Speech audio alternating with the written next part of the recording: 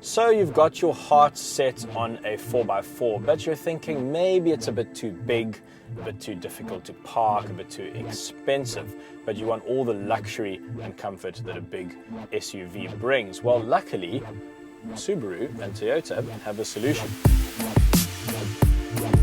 And I'm sitting in the top of the range Toyota Rav4, and right next to me is the top of the range Subaru Forester XT. We're going to take them on a little drive and do a couple of tests to see which one you might want to spend your money on.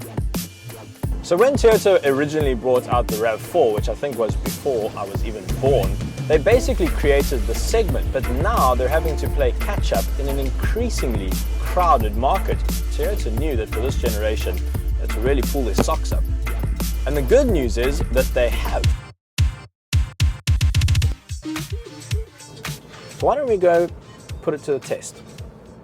Now, both these cars have very clever all-wheel drive systems, or at least the manufacturers say. So I have devised a clever handling test to see how they perform. So the challenge is very simple. I'm going to drive around and around this dustbin until one of the cars understeers. The car that understeers at the highest speed wins.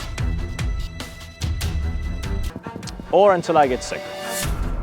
And so I spent the next half hour driving around and around and around and around, and then I went to the tarmac and drove around and around until I felt genuinely nauseated.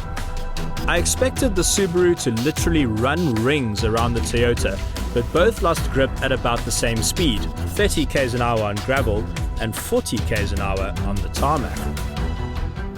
I am really impressed with that car. Sheesh, it doesn't feel like it can do what Subaru can, but it does.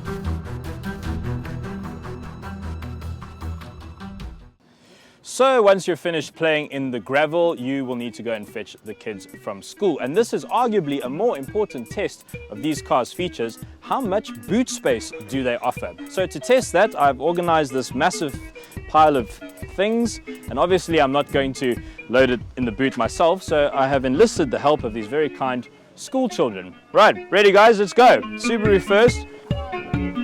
Keep me a count, 2, yeah, keep going. 4, all right. 7, cool. Keep going. A little bit more space there. All right, we're on 11. Okay, on to the Toyota. Let's go. All right, 11 to beat. 3, good. Keep going. 3, 4, 7. Watch that cover though. Are we winning? Oh my goodness. 12, 13. No, that's I don't think that's gonna go in. So 14. Yeah. There we go. So that was 11 in the Forester and 14 in the Rav4. So it looks like it takes the boot space challenge as well. An important part of these electrically closing boot lids though is that they do not maim or injure your children. So they have built-in safety mechanisms to stop if they hit something. So let's test that out. Subaru. Ow, ow, ow. That wasn't very good. Toyota boot safety test.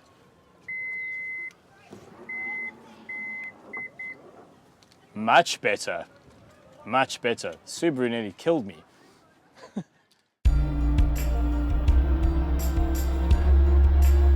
I think this is the best looking Toyota Rav4 ever actually, and in this top spec model, well, it's got everything you could ever hope to have in a car. Touchscreen interface, sat-nav, Bluetooth connectivity, I've got automatic climate control, I've got heated seats, electric mirrors, electric windows all round, I've got a powered tailgate in the back, and leather absolutely everywhere.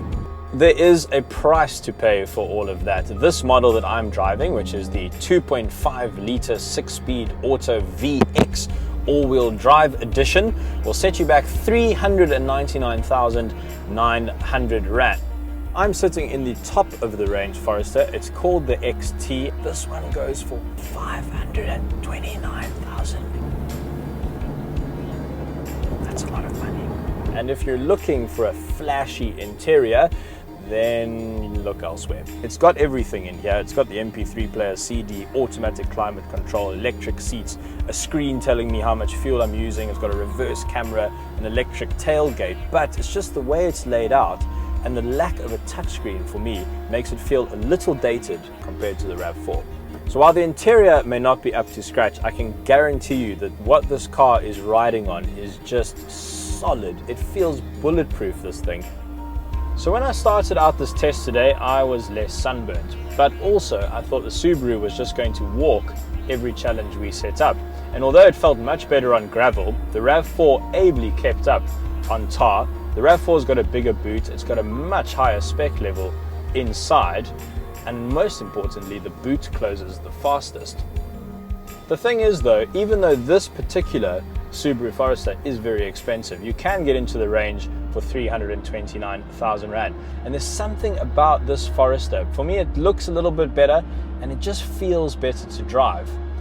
It would be my choice, but that Rav4 has confused me a bit.